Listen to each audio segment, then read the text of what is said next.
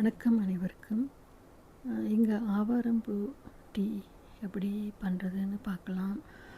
அதுக்கு முன்னாடி ஆவாரம்பூ ஓட பெனிஃபிட்ஸ் பெரும்பாலும் எல்லாருக்குமே தெரியும். அது மாதிரி எனக்கும் ஆவாரம்பூ செடியை பார்க்கணும், அதோட பூவை நாமளே பறித்து அதை கலெக்ட் பண்ணணும் அப்படின்ட்டு எனக்கு நிறைய ஆசை. ஆனால் அதற்கான சந்தர்ப்பம் எனக்கு இன்னுமே வரல. தற்செயலாக பொங்கல் அன்னைக்கு க்ரோசரி கொஞ்சம்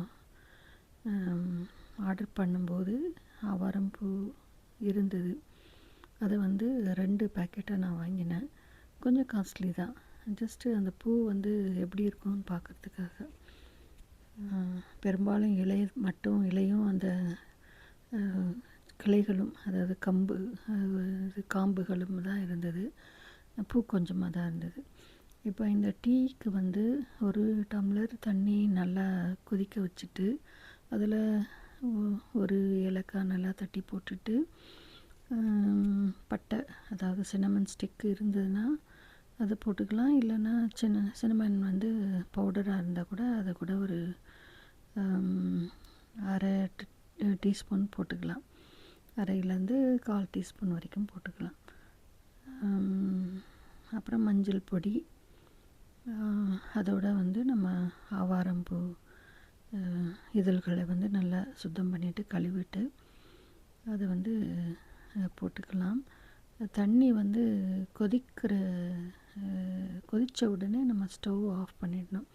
இப்போ அந்த ஏலக்காய் மட்டும் கொஞ்சம் போட்டு அதை கொதிக்க விட்டுருக்கேன்.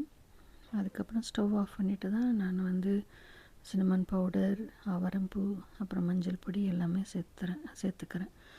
இப்போ இதை நம்ம கவர் பண்ணிவிட்டு ஒரு 10 நிமிஷம் கழித்து ஸ்ட்ரெயின் பண்ணினோன்னா நம்மளுக்கு நல்ல ஒரு ஆவாரம்பூ டீ கிடச்சிடும். இது வெறும் வயிற்றில் காலையில் சாப்பிடும்போது சர்க்கரை நோய்க்கு உகந்தது அப்படின்னு சொல்லுவாங்க. ஸோ நீங்களும் ட்ரை பண்ணுங்கள். இந்த வீடியோ பிடிச்சிருந்ததுன்னா லைக் பண்ணி ஷேர் பண்ணிக்கோங்க. அண்ட் ஆல்சோ சப்ஸ்கிரைப் பண்ணிக்கோங்க என்னோட சேனலுக்கு. ஓகே, நன்றி, வணக்கம்.